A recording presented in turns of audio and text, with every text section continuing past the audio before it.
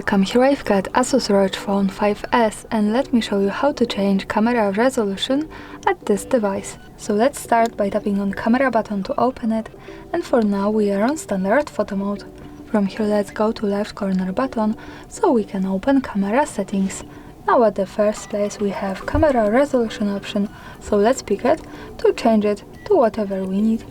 As you can see we have aspect ratio. Here we can pick 4:3 with 64 megapixels, the best possible quality of the pictures here.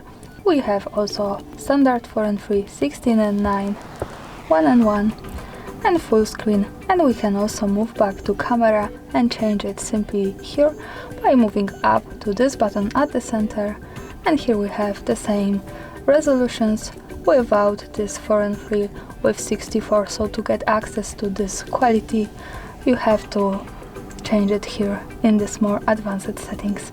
And that's all. Thanks for watching, subscribe our channel and leave the thumbs up.